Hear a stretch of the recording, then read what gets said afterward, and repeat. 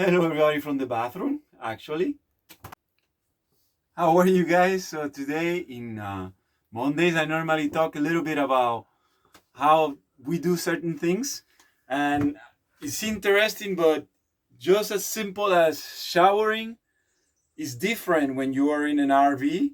And I'm saying that because we were visiting some friends that have a new RV and all that, and they were wondering. And in this case, there are two girls in the family plus the mom, and they all apparently wash their hair every day.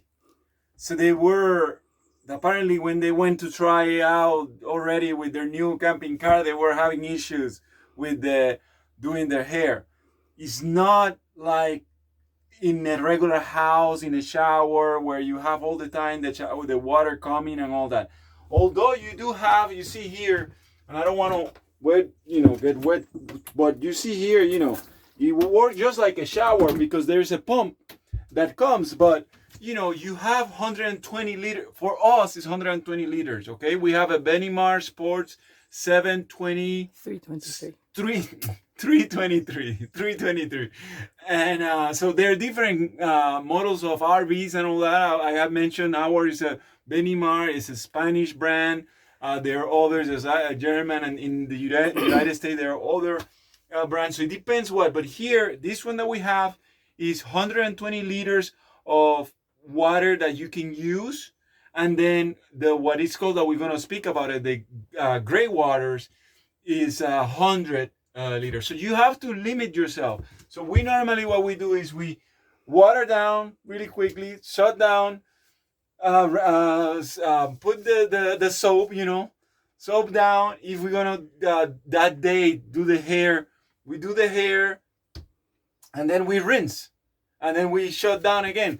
Not much, because if not, it's not like sometimes people leave their water running and are talking, and it doesn't work like that. You can do an okay shower, but it has to be very limited, because it's not, you're gonna have the tank of the liters, 120 liters are gonna go like nothing. And it's the same that you're gonna be used 120 liters to do the dishes and so on. The gray water, we're gonna talk about it a little bit, because the gray water, that's the soap water that goes in it. And I had talked a little bit about it before, but this is what I want to tell you today in the how to that. It works just like a regular shower. Here, I'll show here. Is you want to wash your hands, it works just the same, but it's with the pump, and you have certain amount of quantity. So it's something that you have to take care of. Be aware. Be aware of it. Pay attention. Be aware. Okay. All right. Talk later. Ciao. Okay, so following up on what we're saying about the use of the water. So we shower, we do the washing up, and all this goes in a tank, which is somewhere under here. And there's a thing here we showed you before that we empty. So we're gonna empty it. But what happens is that after a little while, the water accumulates. Sometimes if we don't empty it for a little while, because maybe we stop in a place and we only use a little bit, there's things that stay at the bottom, and after a little while it might smell a little bit, and it goes back up in the RV. So what we're gonna do today is we're gonna try to clean that up a little bit. There are products that actually allow to clean the tank, so that we need to do, and that's a different process, which we'll talk about when we do it, where you have to put a product and then leave it for a few hours, and preferably dry, so that it kind of like moves the water around, and then you empty it and it's clean. Here we're doing just a kind of like a temporary thing, so that whatever is stuck at the bottom is actually going to come out. Okay, so we're going to show you how we do that in a second. Okay, so now there's a few drops coming, so it's pretty much done where the tank is empty. So what I'm going to do, I'm going to close it again. And what I'm going to do, I'm going to go inside. Here we're in a position where we can refill very easily. The services here are free.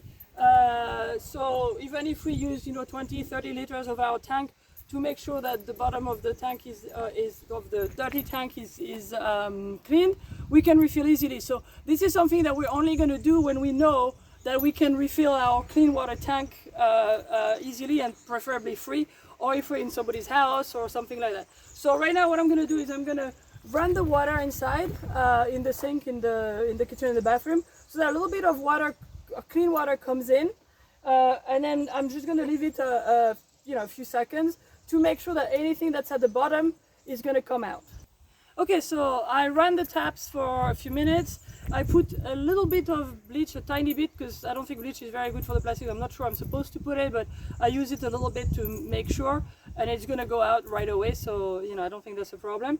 And so we're gonna show you now, and some new sort of cleaner water should come out. And we've done this before, and normally it really helps, and we don't get any smells for a while. So let's look. Oh. And here we go. So we have cleaner water, and there's a few bits here that I can see that have come out. There's a little bit of bread and stuff like that obviously were stuck, because at one point there's not enough, the water is getting thick at the end, and it doesn't all in. So every now and then it's good to rinse like that.